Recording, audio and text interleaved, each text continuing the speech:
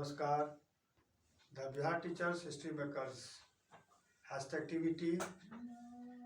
मैं चंदन कुमार ठाकुर, आदर्श मध्य विद्यालय सरसी, प्रखंड धमदाहा, जिला पूर्णिया से आपका स्वागत करता हूं, आपका अभिनंदन करता हूं।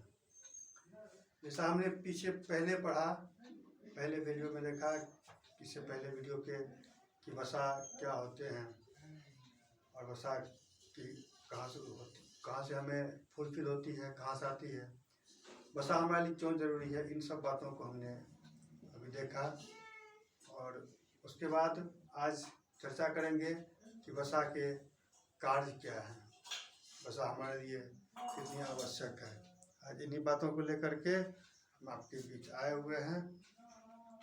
ये सब बातों की चर्चा आज के बीच करेंगे।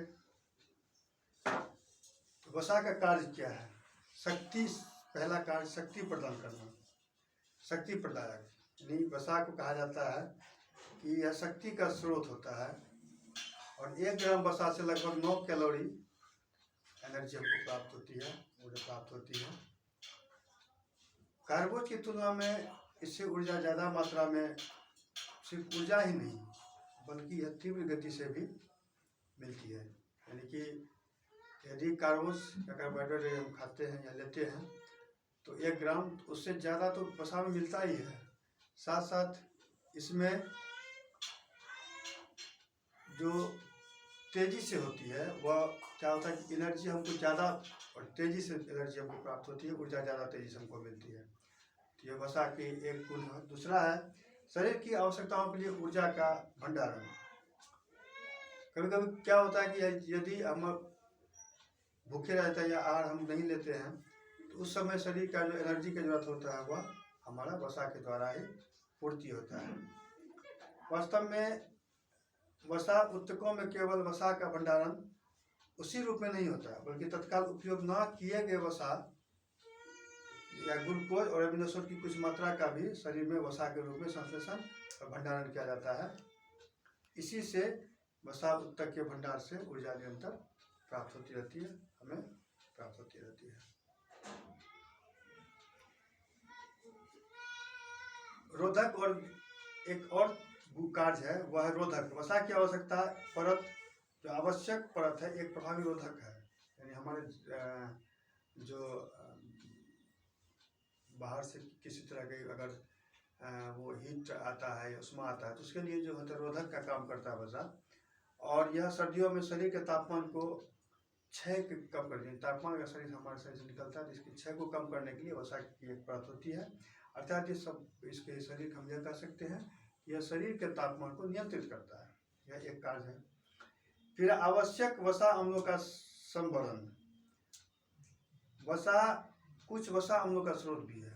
वसा से कुछ वसा अम्ल भी प्राप्त होते हैं, स्रोत है, जो चय अपचय मेटाबॉलिक तथा सामान्य त्वचा के संरक्षण के लिए आवश्यक होता है।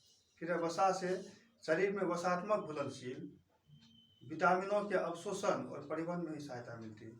वसा से शरीर में जो आवश्यक घुलनशील विटामिन होता है का जो अवशोषण होता है और परिवहन में इसकी आवश्यकता होती है, वसा जरूरी होता है। वसा शरीर के विभिन्न अंगों के लिए, विशेष रूप से पाचन संस्थान, मार्ग के अंगों, स्नेहक, शरीर के विभिन्न अंगों, खास करके जो हमारा डाइजेस्टिव सिस्टम है, डाइजेस्टिव ऑर्गन्स जो है, उसके लिए स्नेहक लुब्रिकेंट्स का काम करते हैं। यानी कि कोई जो हम खाते हैं तो वह आसानी से एक जगह दूसरी जगह फिसल के लुब्रिकेंट्स की तरह, जैसे लुब्रिकेंट्स लोग का जैसे डीजल का ये ग्रीस मोबिल यूज़ करता है, उसी तरह के ये लुब्रिकेंट्स कहलाता है, स्नेहक यूज़ कहलाता है। तो स्नेहक का भी काम करता है।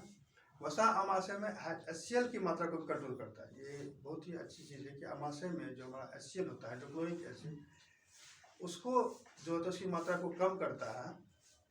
इससे क्या होता है कि आहार जो होता है, ये भोजन जो होता है, यहाँ देर तक टिकी है, हमारे पेट में जो वह देर तक टिकी है, वह अमाशय में देर तक टिकती है और हमें भूख का एहसास जो होता है वह थोड़ा देर से होता है। अगर वसा हाइड्रोक्लोरिक एसिड की मात्रा कंट्रोल नहीं हो तो फिर हमें तुरंत भूख लगेगी। और लास्ट में है कि वसा से में आहार के स्वाद में वृद्धि होती है। वसा जो लेते हैं तो उससे आहार के स्वाद भी, यानी कि हम अगर खा रहे हैं बिना तेल का, अगर खाते हैं, सामान्य सी बात है, सब्जी बनाएं तो तेल के बिना खाएं तो इसकी फिर स्वाद हमें नहीं आती है। तो वसा का कार्य किया जो है इसमें स्वाद में वृद्धि होती है और इससे पकाए गए भोजन में भी स्वाद आता है। इतना ही आज के